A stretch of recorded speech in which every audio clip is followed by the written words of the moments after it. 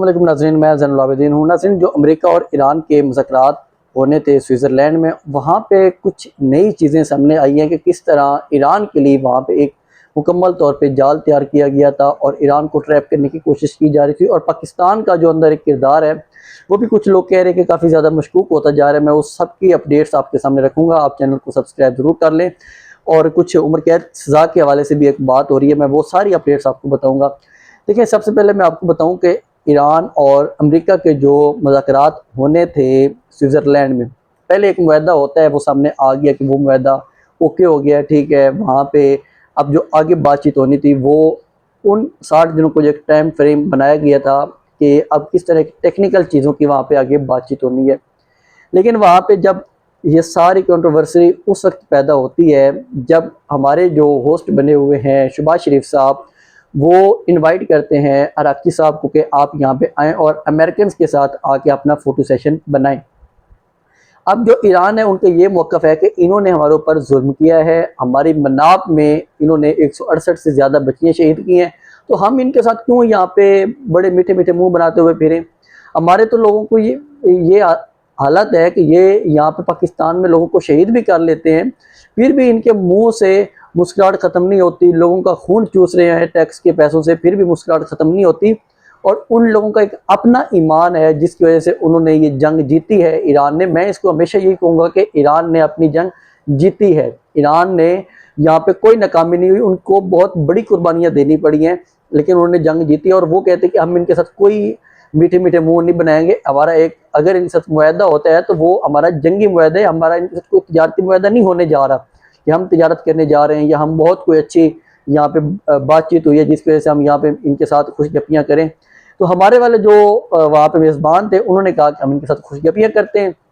अब वहाँ पे जब इराक़ी साहब नहीं माने तो वहाँ पे पीछे मोहसिन नकवी साहब को भी भगाया गया कि देखें जाएँ ये वाला मामलात देखें। आसिम मुनीर साहब भी वहाँ पे काफ़ी ज़्यादा, उनकी जो बॉडी लैंग्वेज पे बात हो रही है कि वो भी काफ़ी ज़्यादा अनमैच्ड किस्म की बॉडी लैंग्वेज थी। और जेडी वैंस फिर उनके पास आते हैं और सारे मामलात देखते हैं। लेकिन खैर, मैं ये सारी बात क्यों चल रही है इसके हवाले से अब ईरान का एक मुबैना तौर पे ट्विटर पे एक दावा आया है, वहाँ की उनकी एक ये न्यूज़ एजेंसी है, उनकी तरफ से ये दावा आया है कि ईरान को वहाँ पे एक मुकम्मल तौर पे जाल में फंसाया गया था। अब जाल में किस तरह फंसाया गया था कि उनके लिए जाल बनाया गया और वहाँ पे जो सहाफ़ी हज़रात बने हुए थे, ये दावा किया जा रहा है उनकी जानिब से, जो ईरान की न्यूज़ एजेंसी है उनकी जानिब से, कि वहाँ पे जो सहाफ़ी बने हुए थे वो सहाफ़ी ओरिजिनल में नहीं थे, वो कुछ और लोग थे। और उन्होंने वहाँ पे कुछ इस किस्म की डिवाइसेस लेके पहुँचे हुए थे कि वो वाली वहाँ पे मुकम्मल तौर पे बातचीत सुन सकते और कहीं और भी उनकी रिकॉर्डिंग हो सकती थी। अब देखें, इस सारे मामलात में जो इसराइल है वो कहीं भी नहीं है। अब जो खदशात ज़ेर किए जा रहे हैं कि वहाँ पे ये वाली जो एक ट्रैकिंग डिवाइसेस लेके आई गई हैं, तो वो उस थर्ड फरीक की जानिब से हैं जो इस मामलात में, जंग में तो वो शामिल था लेकिन यहाँ पे मुज़ाकरात में वो शामिल नहीं है। तो उनकी जानिब से ये वहाँ पे कुछ लोग पहुँचाए गए हैं ताकि वो इन चीज़ों को रिकॉर्ड करके या कहीं और सुना सकें। वहाँ पे ईरान के जो वज़ीर ख़ारजा हैं अब्बास अराक़ची, उनको ये पैगाम थोड़ी देर पहले वहाँ पे पहुँचाया गया कि देखें यहाँ पे आप लोगों के लिए एक ट्रैप भी है और आप लोग उस ट्रैप में फंस भी सकते हैं। अब वहाँ पे जैसे उन्हें ये आइडिया हुआ तो मुबैना तौर पे अब जो इतलात आ रही हैं, तब अराक़ची साहब ने कहा कि हमारा हॉल चेंज किया जाए, हम इस हॉल में कोई भी बातचीत नहीं करेंगे, हम कहीं और जाके बातचीत कर लेंगे। तो वहाँ पे उन्होंने कुछ इस किस्म की बातें नहीं मानी और उन्होंने वॉकआउट कर दिया। और वॉकआउट की एक और वजह भी सामने है कि जो डोनाल्ड ट्रंप की बोंगियाँ और धमकियाँ हैं वो नहीं रुक रही।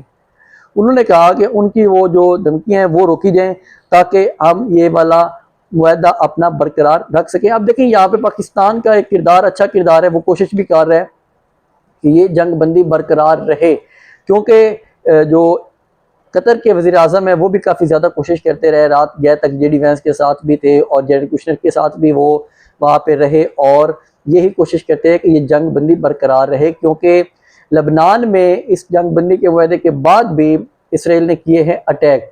उन अटैक के ऊपर जो ईरान है वो कहता है कि हम इनको जवाब देंगे, जो इसराइल बार बार अटैक कर रहा है लबनान के ऊपर। अब अगर लबनान के ऊपर जब जवाब देगा ईरान, तो वो इसराइल को सख्त जवाब देगा, फिर इसराइल के डिफेंस के लिए आएगा अमेरिका आगे। तो इसलिए वो कहते हैं कि अगर हमें आप इसराइल से डायरेक्ट मामलात देखने दे तो हम उनकी तबीयत साफ कर देंगे। लेकिन अमेरिकन ये नहीं चाहते, क्योंकि अमेरिकन एक मजबूत लॉबी है जो इसराइल को सपोर्ट करती है।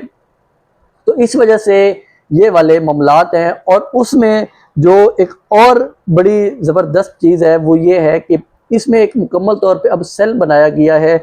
उस सेल में जो इसको अब देखेगा वो पाकिस्तान की जानिब से देखा जाएगा, और वहाँ पे पाकिस्तान और कतर की जानिब से उस सेल को जो ये नाम दिया जा रहा है वो है डी क्लासिफाइड सेल है, कि मतलब कि वो वहाँ पे लबनान के मामलात देखेगा कि लबनान में जो जंग हो रही है उसके लिए हॉट सेल बनाया जा रहा है कि जैसे ही वहाँ पे अगर कुछ भी अटैक होता है इसराइल की जानिब से, और वो फ़ौरन से रब्ता हो सकेगा कतर के साथ भी और पाकिस्तान के साथ भी, अमेरिकन के साथ भी, ईरान के साथ भी, कि अगर कोई भी वहाँ पे अटैक करता है इसराइल। अब इसको देखिएगा कौन? पाकिस्तान। देखिए पाकिस्तान का यहाँ पे जो मामलात हैं वो ऐसा ऐसा बारीक वारदातें जो हैं वो इसराइल की जानिब जा रही हैं। अब इसराइल को अगर रोकना चाहे अमेरिका तो क्यों नहीं रोक सकता, बड़े अच्छे तरीके से रोक सकता है। लेकिन अब पाकिस्तान और कतर ये दोनों बहुत ही पावरफुल मुल्क हैं। पाकिस्तान एक एटमी पावर मुल्क है और जो कतर है वो माशी तौर पे बहुत पावरफुल मुल्क है। इसलिए अब इन लोगों को अंदर रखा गया है कि ये लोग जाके जब भी मामलात होंगे इसराइल और लबनान के, अब इसराइल और लबनान का मामला है जहाँ पे बातचीत चल रही है, अदरवाइज अमेरिका और ईरान की जंग तो ख़त्म हो चुकी है। अब इसराइल और लबनान का जो मामला है वो भी कौन देखने जा रहा है? पाकिस्तान और कतर। अब पाकिस्तान इसराइल की कैसे सालसी करवाएगा? अब सवाल तो ये है ना, मैं आपके सामने मुकम्मल तौर पर बात खोल के रख रहा हूँ कि अब इसराइल जो है उसकी सालसी पाकिस्तान करवाने जा रहा है लबनान के मामले के ऊपर। ये ज़रा आप इस चीज़ को देख लें कि ऐसा ऐसा मामलात जा किस साइड पे रहे कि पहले ईरान के मामले में आया पाकिस्तान, अब ईरान अमेरिका की जंग ख़त्म हो गई है, अब उनके मुआहदे तक रहे कि जो ईरान का मुआहदा है वो ये है कि लबनान के ऊपर अटैक नहीं होने चाहिए इसराइल के।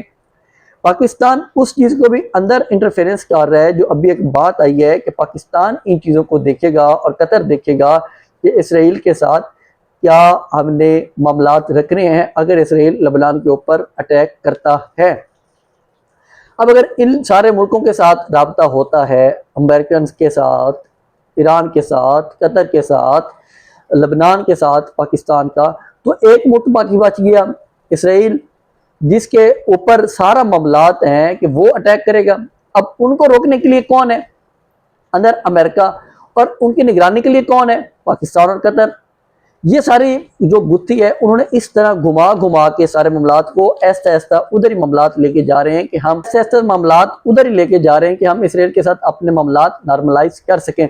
अब जो डोनाल्ड ट्रंप ने एक धमकी दी है ना ईरान को, वो मैं आपके सामने धमकी रखता हूँ, फिर उसके बाद में आऊँगा उम्र कैद वाले मामले के ऊपर।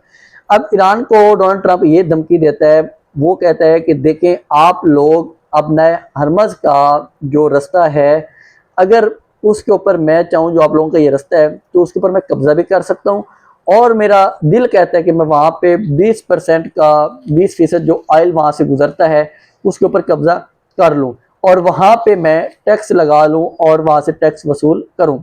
अब देखें ये जो बदमाशी है ना, ईरान यही बात करता है, वो कहता है कि हमें इस किस्म की बदमाशी नहीं चाहिए, क्योंकि यही वाली बात जब ईरान कहता है कि हमारा रास्ता है, हम यहाँ से जो भी गुजरेगा उसे टैक्स वसूल करेंगे, तो वहाँ पे कहता है अमेरिकन कहते हैं कि देखें ये आप गलत काम कर रहे हैं, आपको टैक्स वसूल नहीं करना चाहिए। लेकिन अमेरिकन जो सदर है वो कहते हैं कि यहाँ पे मैं टैक्स भी वसूल कर सकता हूँ, अगर जो ईरान है वो लबनान में अपनी प्रॉक्सीज को ख़त्म नहीं करेगा तो हम दोबारा इनके ऊपर हमला भी कर देंगे। अब यही वाली बात थी जिसकी वजह से जो ईरान है उसने कहा है कि अब जो डोनाल्ड ट्रंप की धमकियां हैं हम इनके ऊपर जवाब देंगे, और अगर वो जब तक धमकियां रखेगा जारी तो हम अपने मामलात बेहतर नहीं कर सकते। अब इसमें मैं एक और आपको चीज़ बताऊं कि जो ईरान के अब्बास अराक्ची हैं वो ये वाली बात करते हैं कि देखिए पाकिस्तान और कतर इन दोनों की सालसी के साथ हमारे मामलात काफ़ी ज़्यादा बेहतर हुए हैं। अब मैं यहाँ पे बताऊं कि उसने तो जो ईरान का वजीर खारजा उसने तो आसिम मुनीर साहब का नाम क्यों नहीं लिया, मुझे इस पर बड़ी हैरानगी हो रही थी। देखिए वो जो लोग हैं ना वो अपने जमहूरी तरीके से चल रहे हैं। मुझे आप लोगों को इस मुकम्मल तौर पे जो भी ये मामलात हो रहे हैं इसमें न तो कहीं पे आपको नज़र आए होंगे ईरान के आर्मी चीफ, ना कहीं पे नज़र आए होंगे अमेरिका के आर्मी चीफ, ना नज़र आए होंगे कतर के आर्मी चीफ, और हमारी बदकिस्मती है कि हमारे आर्मी चीफ वहाँ पे पहुंचे हुए हैं। असल में मसला ये है कि हमारे मुल्क में कंट्रोल भी इन लोगों का है। कल ख्वाजा आसिफ साहब भी बड़ी उनको भी तकलीफ हो रही थी कि वीगो डाले के मामले के ऊपर। खैर मैं ये काफ़ी ज़्यादा बात हो गई इस मामले के ऊपर। ईरान और अमेरिका के जो मामला थे वो मैंने आपके सामने रखे हैं। अब मैं ज़रा आपको बताऊँ कि जो एक सुहेल अफरीदी का यहाँ पे मामला चल रहा है उनके बजट के वाले से, अब यहाँ पे जो एक अली मिन गंडापुर है ना, ये एक बहुत अच्छा अपोजिशन लीडर के तौर पे सामने आया है। मैं बात कर रहा हूँ अपोजिशन लीडर की, क्योंकि जो बातें अली मिन गंडापुर कर रहे हैं वो तो अपोजिशन लीडर भी नहीं कर सकता उनका। वो यहाँ पे फरमा रहे हैं कि मुझे हेरा फेरी का पता है। तो गंडापुर साहब, आपकी हेरा फेरियां जब आप लोग कर रहे थे, आप लोग तब सोए हुए थे कि मैं ये जो हेरिया फेरियां कर रहा हूँ इसका जवाब किसको देना पड़ेगा। आज अगर सुहेल अफरीदी भी हेरा फेरियां कर रहे हैं, वो भी कोई अच्छा नहीं कर रहे इमरान खान के साथ। अगर वो हेरा फेरियां कर रहे हैं, ठीक है, अच्छा आप एक्सपोज कर रहे हैं, लेकिन सवाल यहाँ पे ये पैदा होता है कि पहले जो आज नाराज अराकीन है और आप कहते हैं कि इमरान खान साहब की रिहाई के ऊपर हम लोग इकट्ठे हो गए हैं, उनके तहफ़्फ़ुज़ात बजा हैं, तो आप लोग यहाँ पे क्या करते रहे? आप क्या यहाँ पे जग मारते रहे हैं बैठ के? आप लोगों का काम था इमरान खान साहब की रिहाई के लिए। पहले तो ओपनर बैट्समैन उनके आप थे, अब दूसरा पार्टनर आपके साथ आ गया सुहेल अफरीदी। यही दो ओपनिंग बैट्समैन इमरान खान की, इसके अलावा कोई ओपनर बैट्समैन नहीं है। जो महमूद खान चकज़ई हैं और अल्लामा राजा नासिर अब्बास हैं, उनकी मुज़ाकरात के वाले से बात होती है तो वो कुछ ये कहा जा रहा है, कुछ बाखबर ज़राए की जानिब से, कि उनको कहा गया है कि अगर आप लोग मुज़ाकरात करना चाहते हैं तो आप लोग मुज़ाकरात कर सकते हैं। कुछ वहाँ पे पीटीआई के अरकान का ये वाला दावा था कि देखिए मुज़ाकरात इमरान खान साहब की परमिशन के बगैर हमें नहीं करना चाहिए, लेकिन कुछ लोगों ने यह भी कहा कि इमरान खान साहब ने इख्तियार दिया हुआ है महमूद खान चकज़ई को और अल्लामा राजा नासिर अब्बास को, इसलिए इनको बातचीत का रास्ता खोलना चाहिए और बातचीत करनी चाहिए। अब वहाँ पे अली मिन गंडापुर की पोजीशन बहुत अच्छी है और देखते हैं कि वो ये पोजीशन कब तक कर सकते हैं।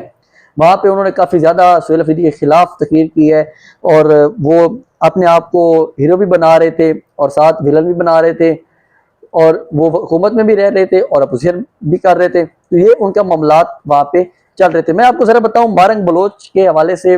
मारंग बलोच को अब एक एहलकार के एफसी के एहलकार के मौत के वजह से उन्हें वहाँ पे उम्र कैद की सज़ा दी गई है कि उनको वहाँ पे हम लोग उम्र कैद की सज़ा देते हैं और उम्र कैद के लिए अंदर बंद करके रखेंगे। मारंग बलोच के साथ सिर्फ और सिर्फ ज़्यादती इस वजह से हो रही है कि वो अपने लोगों के लिए आवाज़ उठाती हैं और कहती हैं कि हमारे बलूचिस्तान के लोगों को बलूचिस्तान का हक दिया जाए, इसके अलावा उनका कोई मुतालबा नहीं है। या वो कहते हैं कि जो लापता अरकान है उनको बाजियाब किया जाए, जिसकी वजह से वहाँ पे उनके ऊपर लगातार जुल्म किए जा रहे हैं। अब उनके लिए एक और नया भी केस तैयार किया जा रहा है और नया ट्रेंड तैयार किया जा रहा है कि फेसलेस ट्रायल उनके लिए शुरू किया जाए और उनको हम किस तरह वहाँ पे कैद में एक लंबे अरसे के लिए रख सकते हैं, इसके ऊपर मुकम्मल तौर पे अब वहाँ पे उनकी प्लानिंग चल रही है कि मारंग बलोच को हम वहाँ पे किस तरह की लंबा अरसा कैद रखते हैं। अब उनको अगर उम्र कैद की सजा दी गई है तो ये क्या वहाँ पे दिखाना चाह रहे हैं कि हम एक औरत है, एक लड़की है